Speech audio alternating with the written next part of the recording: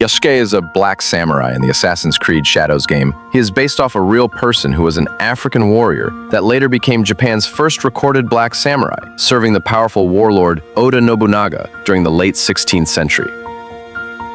John Blackthorne is a character in the Shogun show who becomes shipwrecked in Japan. He is also based off a real English sailor who was the first Englishman to reach Japan. In the show, he becomes a samurai, which never happened in real life. I find both of these stories to be similar. Both Yasuke and John are foreigners who ended up in Japan, and both became samurai through different stories. But only one is hated with a passion by cultural gatekeepers. Today, most pictures of Yasuke have been edited to look like George Floyd, but these same self-appointed protectors of Japanese culture did not complain about Blackthorne's presence or his inclusion in a Japanese setting.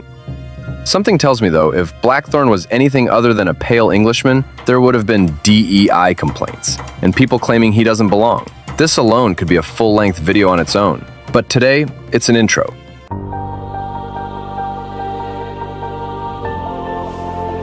A cultural gatekeeper. This is someone, often a group of people who act as protectors of communities they do not belong to. They are usually very obnoxious. A manga titled Half is More drops in Japan. It's a story about two siblings, children of a black French father and a Japanese mother, navigating identity, belonging, and what it means to be hafu in a country that has historically struggled with mixed race identity. Japanese readers embrace it. Critics celebrate it. It tops the prestigious Kono manga charts and rankings. This list is voted on by manga artists, editors, and booksellers. The country and people the story was made for, people whose culture it reflects, loved it. Then, Viz Media announces an English-language release, and within hours, Western social media users are flooding the internet with racist edits of the cover, adding caricatures with exaggerated lips, fried chicken, and every degrading trope you can imagine. All of it aimed at a manga about the pain of racial discrimination, written by a mixed-race author drawing from her own life. The gatekeeper has entered the chat.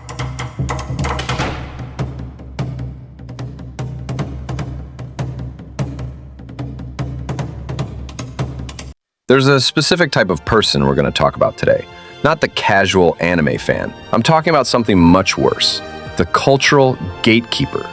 Specifically, the Western, predominantly white gatekeeper who has appointed themselves the protector of Japanese culture, a culture they did not create, do not belong to, and were not asked to defend, and in most cases, aren't even educated on. As the losers who are complaining about Yasuke didn't even know he was a real historical figure in Japan. These are people who will call a black person's cosplay inaccurate, but say nothing to white cosplayers cosplaying Asian characters. They claim to care about authenticity, but the moment a Japanese work centers black or brown characters, or is embraced by black and brown audiences, suddenly there's a problem. Unacceptable! My question is, who gave them that job? Well, no one, it's entitlement, but more on that later. First, let's look at a brief history of Western hands in Japanese media.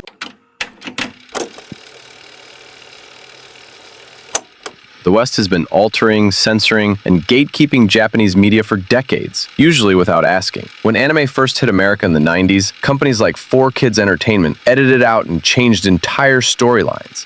Death became the shadow realm. Cigarettes became lollipops. Queer characters and storylines were erased from shows like Sailor Moon. Viz Media openly admitted to censoring a lot of content to avoid, quote, controversy. Was any of this asked for by Japanese creators? No. Was it asked for by Japanese audiences? Absolutely not. It was a Western industry making unilateral decisions about what Japanese art was allowed to say and to whom. The gatekeeping just looked more professional back then. Today it wears the face of a Twitter mob.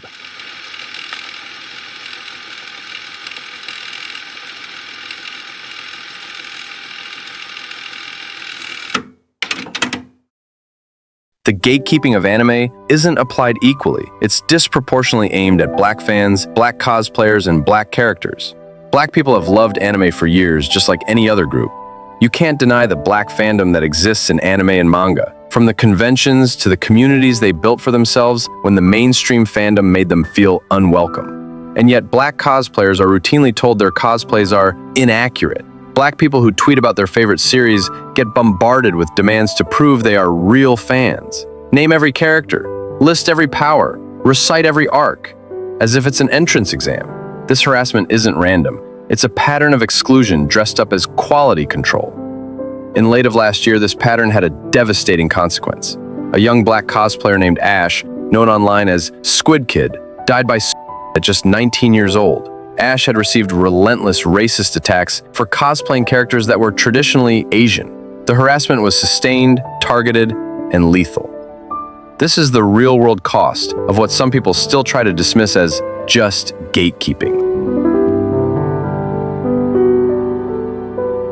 The people who vandalized the Half Is More covers weren't protecting Japanese culture. They were just being racist. They took a work created by a mixed-race Japanese woman, celebrated by Japanese readers for its sensitivity, and turned it into blackface propaganda, all while convincing themselves they were protecting something. What's funny is that mixed-race Japanese are still Japanese. Unlike the gatekeepers, the levels of irony are insane. The outsider decides that the insider got it wrong. And this happens a lot. A black character gets announced in an anime, gatekeepers cry about forced diversity. In a Japanese property they have no creative ownership of. A black cosplayer portrays a beloved character. Unacceptable! Gatekeepers question their authenticity for engaging with a fandom those same gatekeepers claim to love.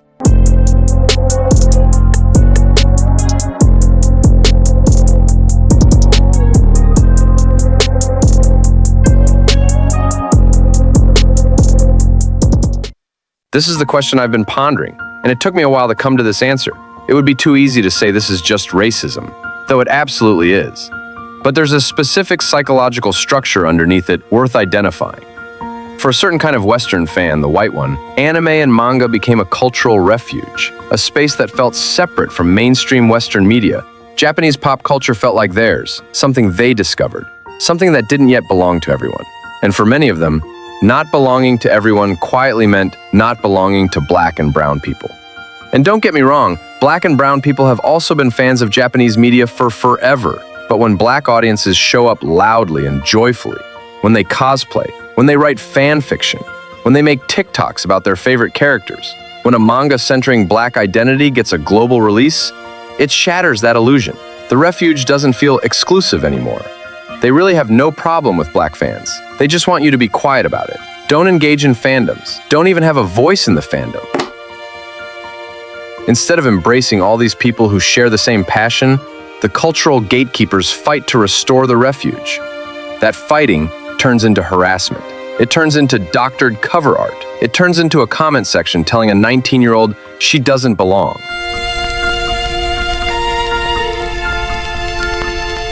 Japanese creators and audiences did not ask for this. Half Is More was celebrated in Japan precisely because it tackled something real and uncomfortable about Japanese society. Yoiko Fujimi wasn't writing for Western approval. She was writing about her own experience and the experiences of others like her. Japanese readers responded to that honesty. The Western gatekeepers who vandalized her work's reception weren't defending Japanese culture. They were imposing their own racial politics onto it. Anyways, despite all of this, I'd like to share some positives. Anime and manga are slowly expanding to include more black characters with depth and intention. Series like Lazarus and my personal favorite, Gachiakuta, have been praised for their portrayals. I really love Gachiakuta and highly recommend it. Black creators, black studios, and black stories are finding their way into the medium, not despite of Japanese culture, but often in collaboration with it. And yes, gatekeepers will still complain, but the fans, creators, and communities will keep showing up, keep cosplaying, keep writing, and keep watching, even when they are told they don't belong. Cultural belonging isn't a contest. It isn't determined by how long you've been watching or how obscure your taste is. And it certainly isn't determined by people who have appointed themselves the defenders of a culture they view from the outside. Japanese media belongs to its creators. It's a global community that's enriched and diverse. It's built by every new person who falls in love with it, regardless of what they look like or where they're from. The next time someone tries to tell a black or brown fan that they don't belong in anime spaces, or that a manga centering their experience is somehow an attack on Japanese culture, ask them one simple question. Who gave you that job? Because it wasn't Japan.